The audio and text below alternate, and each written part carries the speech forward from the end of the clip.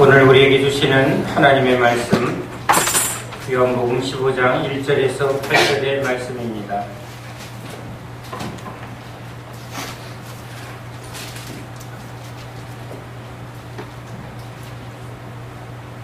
다 같이 하나님의 말씀을 함께 읽겠습니다. 나는 참 포도나무요 내 아버지는 농부라.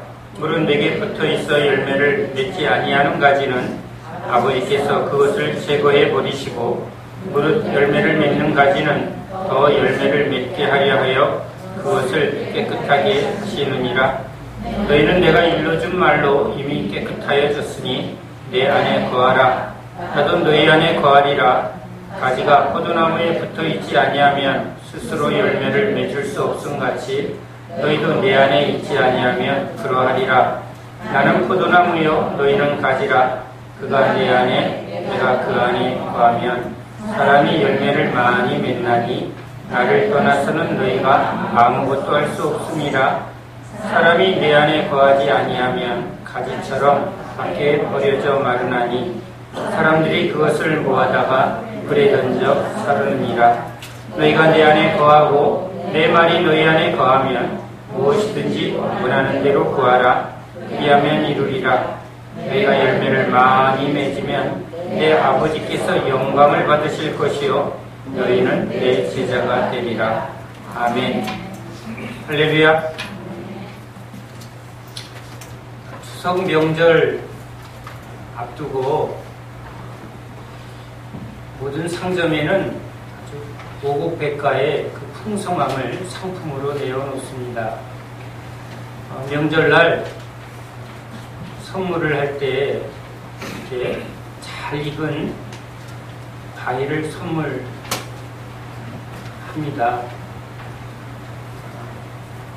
마트에 갔더니 제가 좋아하는 복숭아가 눈에 이렇게 보입니다. 그런데 똑같은 키로, 즉 한 상자 4.5kg에 대한 가격이 너무 다릅니다. 작은 것이 꽉 차 있는데 14,000원. 큰데 딱딱한 건 26,000원. 근데 말랑말랑하고 큰 거는 몇 개 안 되는데 49,000원. 이렇게 써 있습니다. 눈이 어디로 갈까요? 크고 말랑말랑 껍질이 불라당불라당 벗겨지는 그 맛난 그 복숭아에 눈길이 갑니다. 눈길이 가다가 밑에 있는 가격표에 잠깐 눈이 멈춥니다. 가격을 보니 저 싸고 숫자 많은 작은 거에 눈이 잠깐 갔다가 저 작고 양은 많지만 이 비싸지만 하나하나가 진짜 최상품인 이것이 그 값어치를 하겠구나라는 생각을 해봅니다. 과수원의 농부가 열매를 많이 맺으려고 한 해 동안 얼마나 정성을 기울일까요?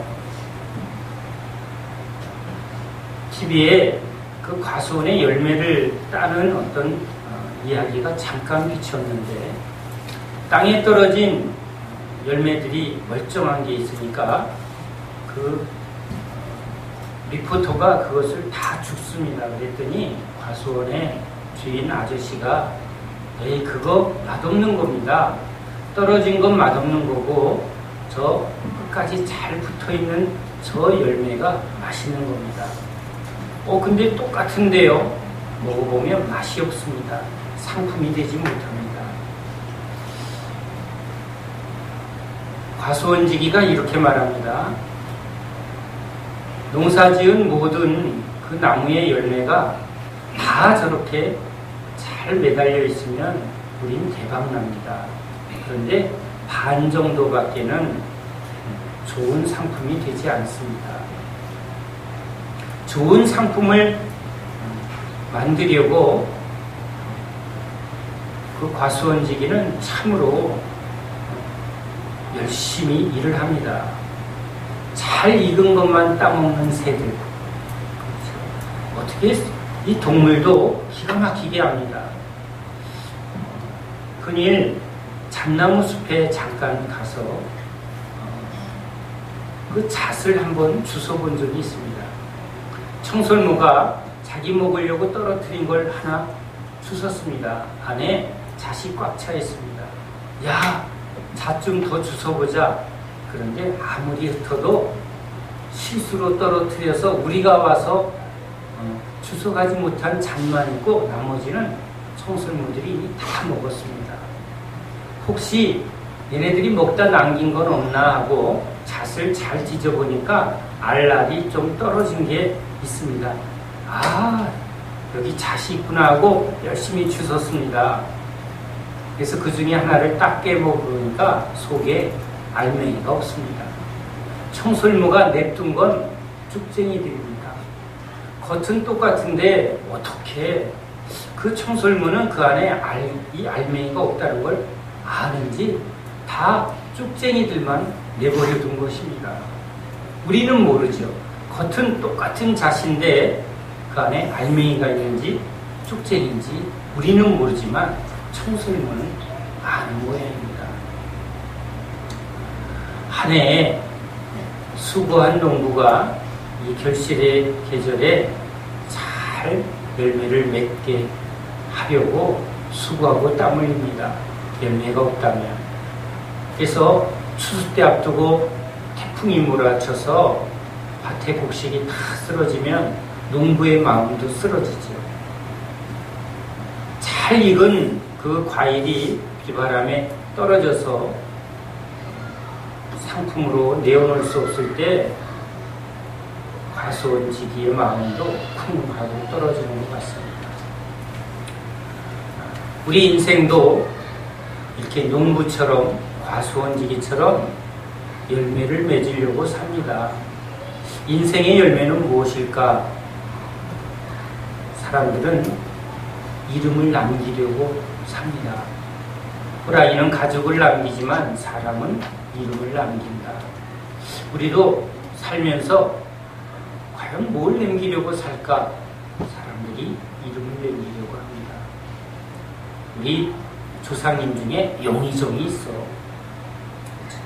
훌륭한 업적을 남긴, 그래서 그 이름을 남긴 사람. 또 뭘 남기나? 자식을 남깁니다. 자식이 자기의 열매입니다. 우리 아들이야, 우리 딸이야. 근데 자식이 뭔가 좋은 열매를 맺지 못하면 부모의 인생도 허탈해집니다. 남은 게 없구나. 요즘 이 경제적인 상황이 어려워지면 남자들도 이렇게 생각하는 보편적인 생각을 합니다. 에이, 집 한 칸도 못 남겼네. 애들한테 집이라도 하나씩 해주고 싶은데 집이라도 남기고 싶은 거죠. 뭐 재벌들처럼 엄청난 돈은 못 남겨도 그저 내가 거할 집이라도 남겼으니 돌아보니 아무것도 내가 열매가 없구나. 애들도 또는 내 삶의 이름도 또 세상의 물질도 열심히 죽으라고 일했는데 뭐 직한이라도 남겨놓지도 못하고 난 뭐 했나 하고 허탈해하는 많은 사람들이 있습니다. 그런 세상살이에 이름을 내고 업적을 내고 심지어는 떡볶이집 주인이 수십 년 떡볶이 하면서 왼손이 하는 일 오른손이 모르게 선행을 베풀고 그것이 그 사람의 업적이 됩니다. 그 사람의 열매가 됩니다. 그런 좋은 일 한 것도 별로 없이 그냥 정신없이 살다가 아무것도 열매를 맺지 못하는 것 같아. 참 우리 마음이 허탄해지는 그런 삶을 사는 경우도 많습니다. 좋은 열매, 우리가 모두 원하는 것이죠. 우리 인생에 좋은 열매를 맺는 건 우리가 모두 원하는 것입니다. 그런데 좋은 열매 맺는 게 그리 쉽지 않습니다. 선물을 받은 기억이 있습니다. 명절날 과실을 선물로 보냈는데 맛있는 과일을 선물 받으면 어찌 그리 기쁜지요. 아이들도 손이 자꾸 맛있는 과일에는 손이 갑니다. 그런데 한 입 먹어보고 맛없는 과일은 손이 안 갑니다. 제가 선물 중에 배를 제일 경계합니다. 왜냐하면 맛없는 배는 상처가 됩니다. 적당한 배는 맛이 없어도 요리할 때 쓴다고 합니다. 고기 버무릴 때 배 이렇게 갈아서 넣는다고 하는데 무만도 못합니다. 무는 시원하긴 하죠. 겉은 너무 멀쩡한데 상표에 명품 이렇게 붙어 있습니다. 그런데 한 입 먹어보고 화가 납니다. 왜? 음식 쓰레기 봉투에 작기나 해야죠. 큰 거 10개 버리려면 화납니다. 개도 안 먹습니다. 맛없는 배. 먹을 수 없는 배. 여러분, 과일이 이렇게 맛이 없고 향이 없으면 참 사람을 화나게 합니다. 그런데 맛있는 과일은 나만 기쁜 게 아니라 이 맛있는 거에 돌아가신 부모님도 생각나고 또 주변의 사람들 보기만 하면 이것 좀 먹어봐 하고 이 손이 저절로 갑니다. 맛있지? 기가 막히지? 그 맛에 같이 기뻐하는 즐거움이 얼마나 큰지. 우리 인생도 그런 것 같습니다. 참 맛도 없고 향도 없고 그리고 제대로 여물지 않은 과일 떨어져도 죽지도 않습니다. 우리 인생이 그렇게 되면 참 허무하고 허탈해집니다. 그런 우리 인생에 예수님이 좋은 열매를 맺게 하려고 오셨습니다. 오늘 우리가 읽은 이 말씀은 아주 성경의 가장 중요한 핵심, 예수 믿는 자에게 주님이 주시는 참 축복의 말씀입니다. 열매를 맺게 하려고 오신 것이죠.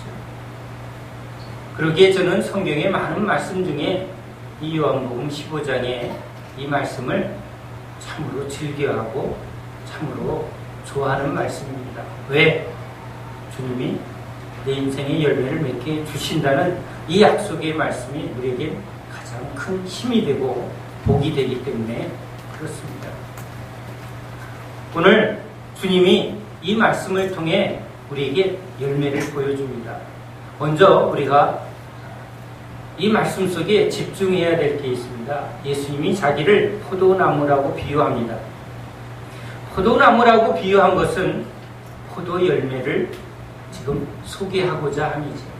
포도나무에 감이 열리지 않습니다. 포도나무에 감이 열리면 해외 토픽입니다. 뿌린 대로 거둬야지 다른 게 나오면 쭉쟁입니다. 가라지입니다. 그래서 주님이 자신을 포도나무라고 비유한 것은 이제 주님이 예수 믿는 자에게 포도 열매, 사과나무에서는 사과 열매, 포도나무에서는 포도 열매, 예수나무에서는 예수 열매죠. 그러니까 다른 열매는 주님이 인정하지 않는다는 것입니다. 그래서 열매를 맺는 것도 중요하지만 어떤 열매냐? 자기 이름을 내고 자기 업적을 내도 그것은 주님의 열매가 아니라는 것이죠. 그래서 주여 주여 하는 자마다 다 천국에 들어가지 못한답니다.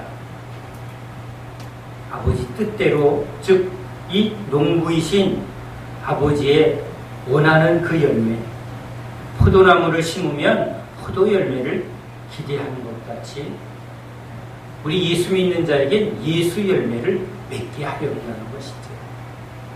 자, 오늘 주님이 그 열매를 자신의 이름을 높이고 자신이 모은 재산을 또 자신이 뭔가 행한 업적을 자랑하는 게 아니라 주님이 우리에게 소개하는 열매는 제자들입니다. 주님이 이 세상을 일을 마치고 하늘로 올라가실 때 주님이 우리에게 보여준 열매는 바로 제자들입니다. 베드로, 요한, 야고보, 바울 12사도들을 주님이 우리에게 열매로 보여줍니다. 가룟 유다의 썩은 열매가 하나 띄었지만 12열매 중에 하나를 실패하고 11개의 열매를 수확한 우리 주님은 참으로 대방공부입니다. 반만 건져도 잘했다고 하는 세상의 이치에 비하면 주님은 아주 성공적인 농사를 짓는 분입니다. 자, 주님이 우리에게 소개하는 이 제자들의 열매, 여러분, 이 사도라는 이 12사도의 직분은 아주 위대한 직분입니다. 우리로 말하자면 우리 집안에 명문과 같이 영의정이 있고 판서가 있고 이렇게 대대로 아주 뛰어난 사람들이 많았다. 그러면 우리는 그 집안을 명문가라고 합니다. 제가 기독교 방송에서 여러분을 예수의 명문가가 되십시오 라고 설교하는 내용을 들었습니다. 그런데 그 말을 들을 때 참 마음에 찔립니다. 명문가가 되려면 이름도 또 능력도 그런 업적도 있어야 명문가라고 하는데 난 한 게 뭐일까 라고 생각하니 그 말씀에 제가 많이 고개를 숙였습니다. 그런데 오늘 말씀을 준비하면서 예수님이 말하는 이 제자들 베드로 엄청난 명문의 가문을 일으킬 수 있는 조건으로 출발했지만 베드로의 자식이 베드로 결혼했습니다. 그런데 그의 아내가 누구인지 그의 자녀가 누구인지 여러분 전혀 기록이 없습니다. 베드로의 자랑은 내 자식도 아니고 내가 이룬 업적도 아니고 베드로의 자랑은 예수 그리스도입니다. 바울의 자랑은 자신이 행한 것이 아니라 예수 그리스도만을 높이고 있습니다. 내가 이룬 업적, 내가 이룬 가문의 자랑이 아니라 자랑은 오직 예수만 자랑하는 것이 이 하나님 나라의 열매의 특징이라는 것이죠. 세상이 추구하는 이름, 세상이 추구하는 그런 자녀가 잘 되고, 그렇죠? 세상에서 부유하게 살며 또 사람들에게 참 칭찬받는 많은 일들, 이게 명문이고 이게 잘 사는 거고 이게 복받는 것으로 우리는 열매를 기대하지만 주님이 우리에게 말하는 열매는 우리 세상이 말하는 그런 열매를 사실은 우리에게 말하지 않습니다. 베드로는 믿는 사람에게나 유명하지 믿지 않는 사람에게는 베드로 누군데 바울 누군데 전혀 모릅니다. 세상의 왕들의 이름은 역사 속에 살아있지만 이 제자들의 이름은 하나님 나라에 기록되어 있고 이 성경에만 기록되어 있고 믿음의 사람들에게만 기억나는 이름입니다. 이들을 통해서 이들이 증거하는 것은 자신의 이름이 아니라 예수 그리스도 그분을 증거하고 있기 때문이죠. 어떻게 하면 열매를 맺을까? 우리가 열심히 하면 세상에서도 열매를 맺으려면 얼마나 열심히 하는지 모릅니다. 농사 짓는 사람이 대충 여러분 열매를 맺을 수 없다는 걸 압니다. 좋은 씨를 뿌리지 않으면 좋은 열매가 나오지 않습니다. 또한 밭을 제대로 준비되지 않으면 좋은 열매가 나올 수 없습니다. 그래서 농사나 짓지 이런 말 농사꾼들이 웃습니다. 농사는 과학이고 농사는 전문입니다.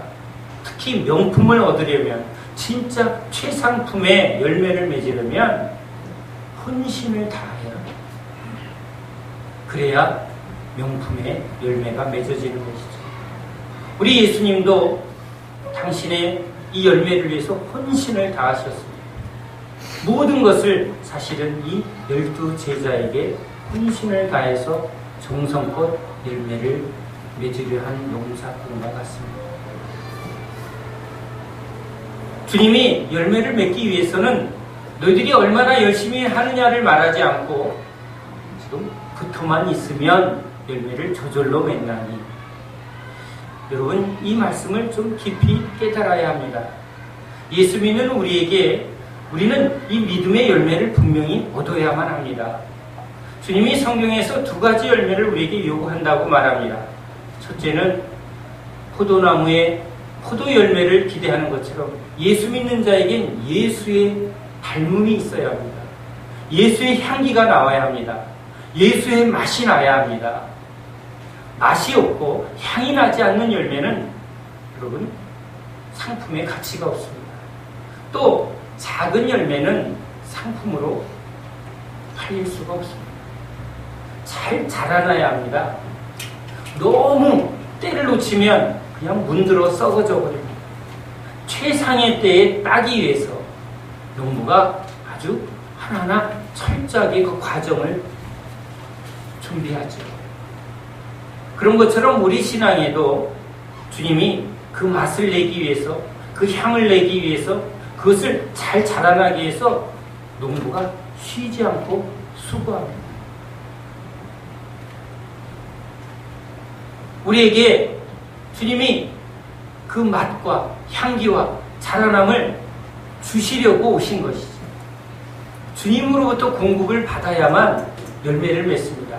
가지는 가지의 능력이 아니라 모든 공급의 뿌리로서 그것의 통로로 있기만 하면 열매는 저절로 맺는다고 말합니다. 우리는 통로입니다. 열매는 주님이 붙어있는 결과로 우리에게 주신다는 것이죠. 붙어있는다, 예수 안에 거한다, 시키는 대로 예배 드릴게요, 헌금할게요, 이러면 열매를 맺는다고 하면 참 쉽겠습니다. 그런데 오늘 주님이 열매를 맺는 그 유일한 방법은 너희가 내게 붙어있기만 하면, 이렇게 분명히 말씀하셨습니다. 붙어있는다는 말은 무엇일까? 너희가 내 안에 거하면, 이 말의 뜻은 무엇일까? 여러분, 학생은 학교에 붙어 있습니다. 좀 더 쉽게, 회사원은 회사에 속해 있습니다. 회사에 속해 있는 사람은 회사에 일을 합니다. 아침 일찍 정해진 시간에 출근해야 되고 거기에 맡겨진 일에 충실해야 한 달마다 또 월급을 받습니다. 학생들도 지금 학교에 속해서 학생답게 수업에 충실해야 되고 과제에 충실해야만 합니다. 그러면 그 충실함 속에 학생이 실력이 자라납니다. 예수 믿는 것도 예수 안에 속해 있어야 합니다. 학생은 학교에 속해서 학생으로서 하나하나 주어진 학업에 충실할 때 실력이 자라나는 거예요. 회사원은 회사에 속해서 그 회사에 맡겨진 일에 충실할 때 열매가 있습니다. 학업에 충실하지 않으면 과락, 퇴학합니다. 직장에서도 직장에 맡겨진 그 일에 충실하지 않으면 월급 주지 않습니다. 그리고 사직합니다. 주님께 붙어 있다는 말은 예수 그리스도 안에 속해서 이제 학생이 학업에 충실한 것처럼 우리는 주님 안에 주님께 충실해야 합니다. 학생들이 지금 선생을 통해서 가르치는 학업에 충실하고 직장인들이 회사에 맡겨진 일에 충실하는 것처럼 제자들이 주님을 따라가며 주님의 가르침에 충실합니다. 그런데 왔다 갔다 하는 사람은 열매를 맺지 못합니다. 무슨 말인지 깨닫지도 못합니다. 제자가 아닌 것이죠. 신앙생활도 여러분 분명히 속해 있어야 합니다. 학생은 학생의 본분에 맞춰서 모든 것을 거기에 집중하고 있는 게 학생이죠. 회사원은 회사 일에 지금 집중하고 있습니다.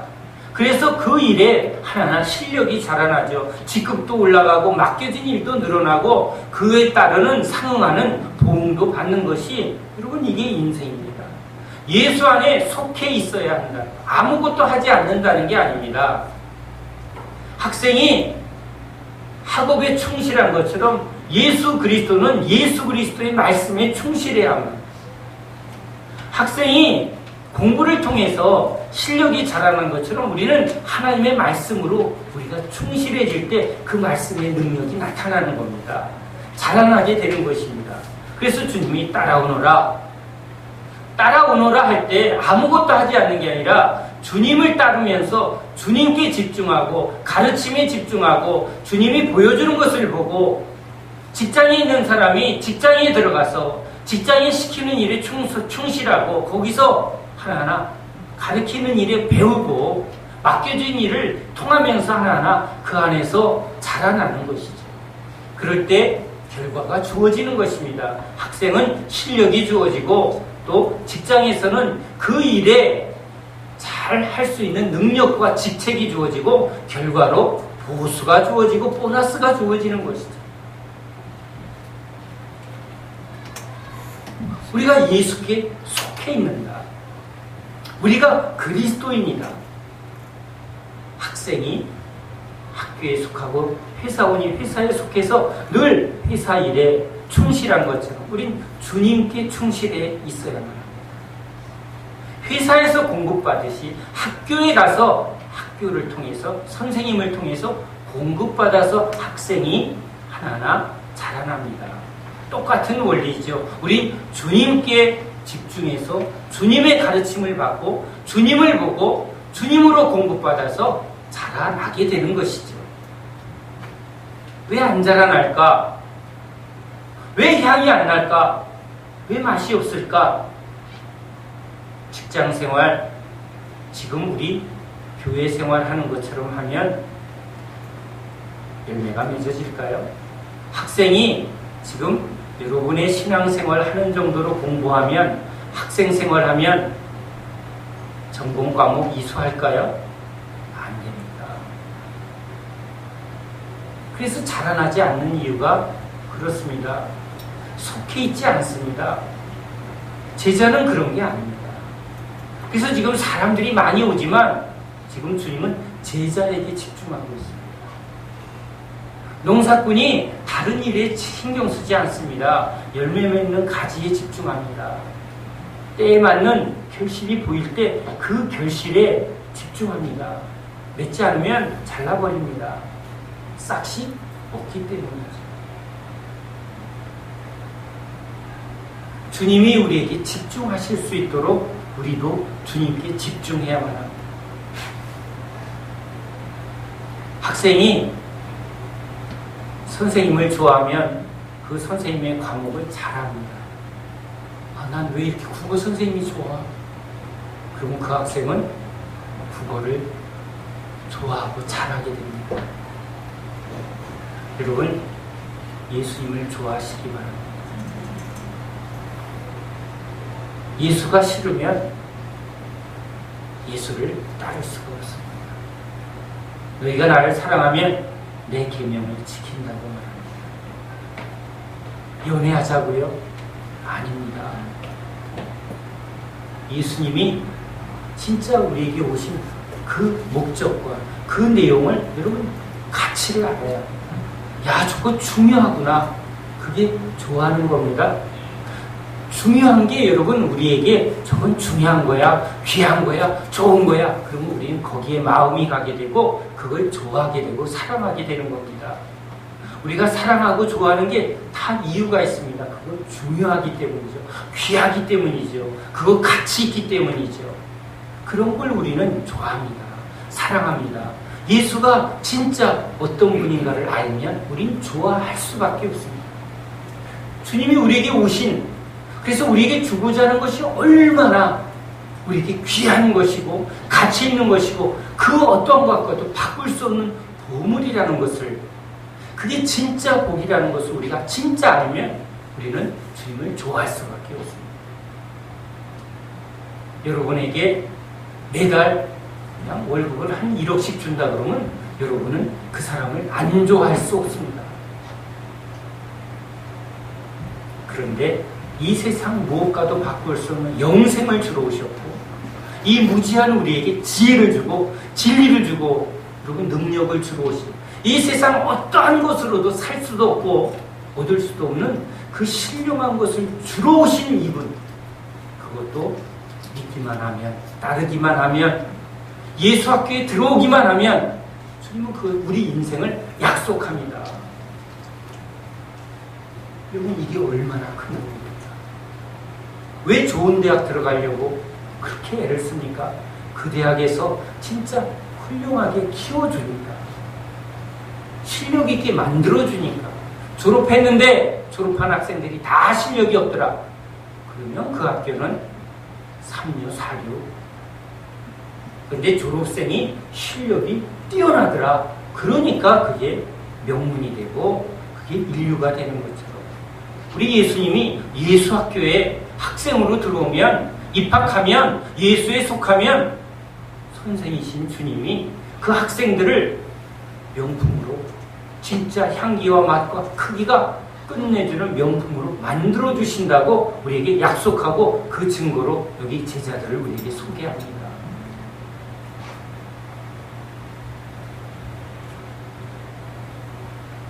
이 열매를 맺는 것을 조금 더 깨닫기 위해서 주님은 열매를 맺지 아니하는 가지를 대비시켜서 말하고 있습니다.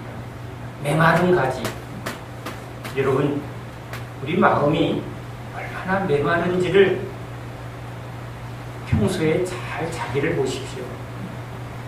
심심하고 답답하고, 이게 메마른 증거예요. 뭐 재미난 거 없어? 여러분, 그럴 때 우리 영혼이 메마르다는 겁니다.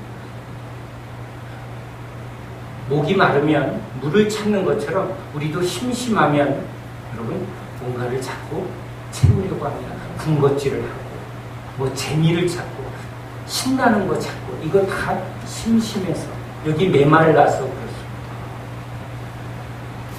주님의 은혜가 우리한테 충만하면 여러분 이 증상이 없어집니다. 우리가 가치 있는 일을 하고, 우리가 보람 있는 일을 하고, 또 주님이 우리의 영혼을 이렇게 생수로 채워주시면 우리 안에 이 메마름의 증상이 없어집니다. 메마른 사람들이 이 메마름 때문에 이것저것 그 메마름을 채우려고 분주하게 왔다 갔다 합니다. 우리 신앙생활도 이 메마른 사람들을 보면 그 얼굴에도 빛이 없습니다. 그리고 그 말에도 생명이 담겨져 있는 것을 못 느낍니다. 교회 일로 다른 교회 한 권사님을 뵀습니다. 권사님이 이런 얘기를 합니다. 목사님도 돈들 참 좋아하세요. 그래서 제가 그렇게 말합니다. 금과 은을 붙들면 예수 이름의 능력이 없어집니다. 어리석은 일이죠. 알면서도 금과 은을 붙들고 돈을 붙들면 그 영혼은 하나님이 주는 신령한 것을 놓쳐버리고 이제 진짜는 메마릅니다. 독약을 먹는 것입니다. 에이, 그런데 뭐 다 그런데요. 장로도 그렇고 내가 권사인데 우리 교회도 보니까 다 가짜들만 있어요. 저도 가짜예요.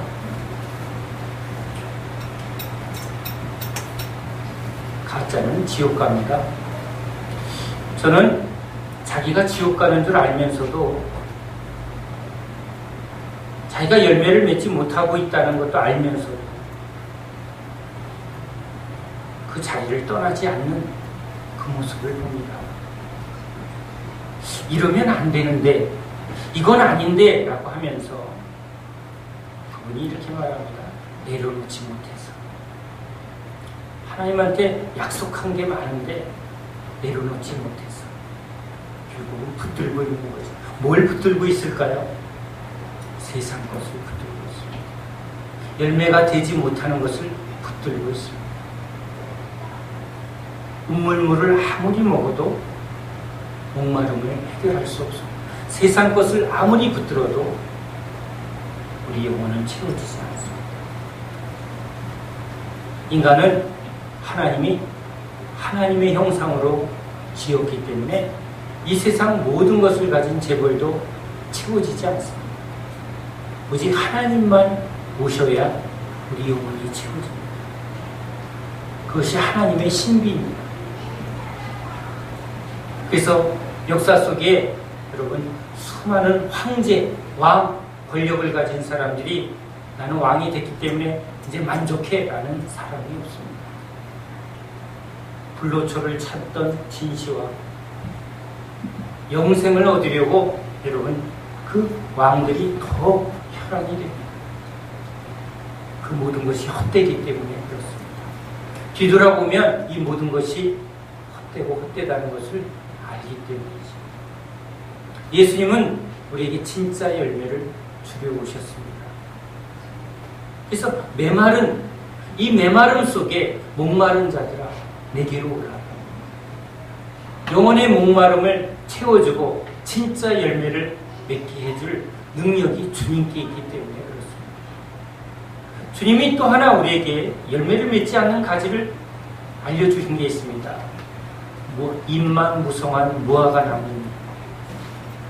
경건의 모양은 있는데 능력이 없습니다. 이파리는 무성한데 열매 맺는 쪽으로 집중되어지지 않습니다.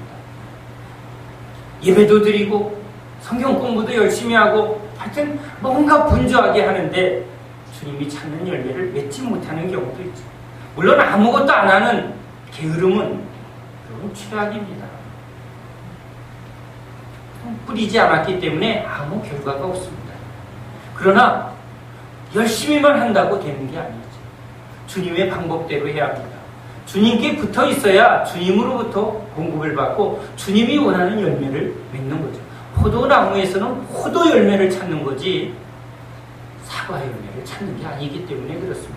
내 열매가 아니죠. 내 이름이 아닙니다. 내 업적이 아닙니다. 주님한테 헌금 많이 하면, 주님한테 내가 봉사 많이 하면 아니요. 이 주님으로부터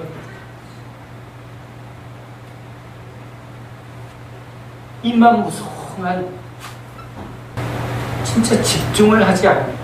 그래서 열매를 많이 맺는 농부는 그 잘 익어가는 그 열매가 그쪽으로 열매를 양분이 그쪽으로 많이 가도록 불필요한 것들을 오히려 잘라냅니다. 우리도 여러분 진짜 이제는 우리 삶에 불필요한 것들 하나하나 잘라내야 합니다. 이것도 하고 저것도 하고 인생이 너무 짧습니다. 다 한다고요? 아닙니다. 팔방미 아닙니다. 예수께 집중하는 지혜가 필요합니다. 그래서 하나님이 이스라엘 백성들을 광야로 인도해냅니다. 진짜 필요한 게 뭔지를 알게 합니다. 그래서 주님이 하나님 믿는 백성들에게 진짜 필요한 게 뭔지를 깨닫게 해주려고 고난을 줍니다. 여러분, 암의 고통 앞에 다른 것 내려놓게 됩니다. 이것도 중요해, 이것도 중요해. 그런데 막상 십자가 앞에 가면, 죽음의 문제 앞에 가면 그게 중요하지 않습니다. 거기에 허비하지 않습니다.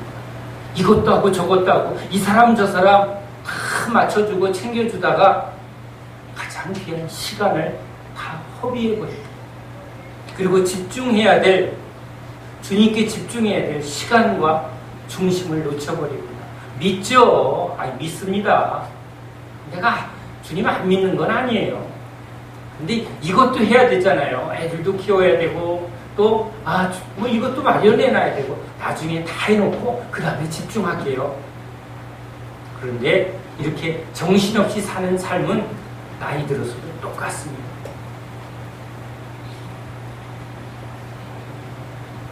제가 만난 그 권사님에게 제가 이런 얘기를 했습니다. 제가 교회를 세우는 이 목회자로 개척 교회로 시작할 때 제가 하나 아쉬운 게 있습니다. 부모님들을 개척을 핑계로 이 개척 멤버로 기도의 자리로 앉혔어요.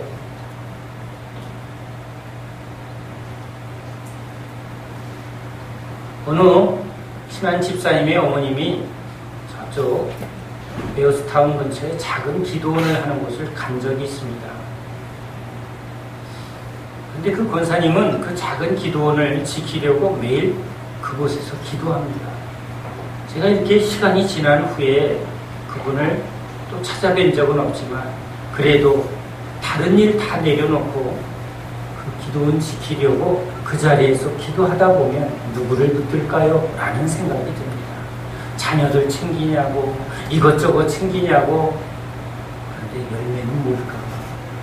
인생은 참 짧은데 그분이 오히려 외롭고 힘들고 또 잘 찾지도 않는 작은 기도원 자리 지키면서 주님만 붙들 수밖에 없는 그 자리가 오히려 복되겠구나라는 생각이 들었습니다.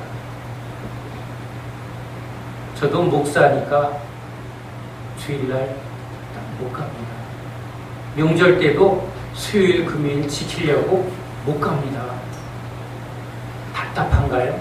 아닙니다. 고맙습니다. 그래야 또 붙어있지.